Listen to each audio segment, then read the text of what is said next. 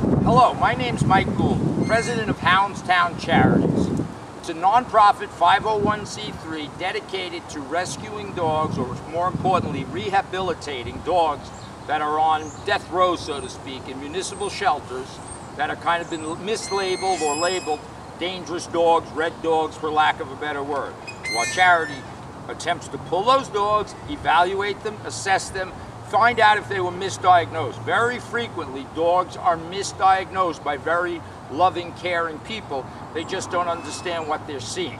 So a dog may be playing, growling, barking, and it's looked at as vicious. So what we do, this is an example, this is Titus. He's pulled from circularly one of the municipal shelters, labeled as a very aggressive dog, unpredictable. The fact is, he's not unpredictable. So if you watch our Canine Innocent program dogs, you'll see what we'll call red dogs, dogs that have been diagnosed by behaviorists, by dog trainers, shelter staff. Okay, this is Titus. He's got to us via a very caring rescue group. He was, I think, misdiagnosed. He had behaviors that look dangerous. They seem dangerous, and they are potentially dangerous. He used to come up the leash, or it's been reported that he comes up the leash. So we diagnosed the dog to see if he's unstable. One of the things I want to make very clear, this is one person's opinion. I don't have a PhD from Harvard in animal behavior. I've never taken any online courses. My knowledge is based on hands-on. Over the years, I've taken in 250,000 dogs I cared for or trained in some form or fashion. I manage them safely. So that's where I'm coming from. Everyone has opinions, more in the dog world, because dogs don't talk, so humans represent them. I can tell you, rarely do I use food reward. I use a nylon choker collar. I can tell you I've never collapsed a dog's trachea.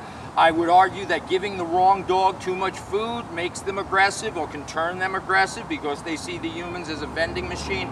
So I have very specific theories. I welcome anybody to look at my videos, watch them from beginning to end, and anybody who has any questions or disputes what I'm saying, again, I don't live in a theoretical world. We live in a real world here. We're not a rescue group. We take dogs and we rehabilitate them when misdiagnosed, very similar to the Innocence Project. Now there's DNA, there's thousands of inmates put away that were just misunderstood, misdiagnosed, and that's what we attempt to do. I'm not saying every dog can be saved. If we have a truly dangerous dog, a dangerous dog is one that's unstable. So that means if Titus turned around and bit me in the leg right now, I'd be the first to agree that he's dangerous. But we have to get to the root of the problems and understand we're human, keeping everything in context.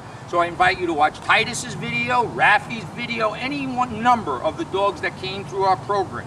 Again, one person's opinion. Another point that has to be made, Houndstown Charities, Houndstown USA, our doggy, we don't discriminate against breeds. In fact, we end up getting the ones that might be a little bit imposing looking. The pit bull type looking dogs. These are the ones that I've gotten bit by golden retrievers and poodles. Never by a pit bull, never by a boxer or some version of a boxer. We don't discriminate. And I don't have any expectations of a breed. Whether you're Irish, German, we don't classify people by religion, race, or creed. So why would we do it with a dog? I don't care about your other boxer or the other this, that, or the other things. We live in the moment with the dog.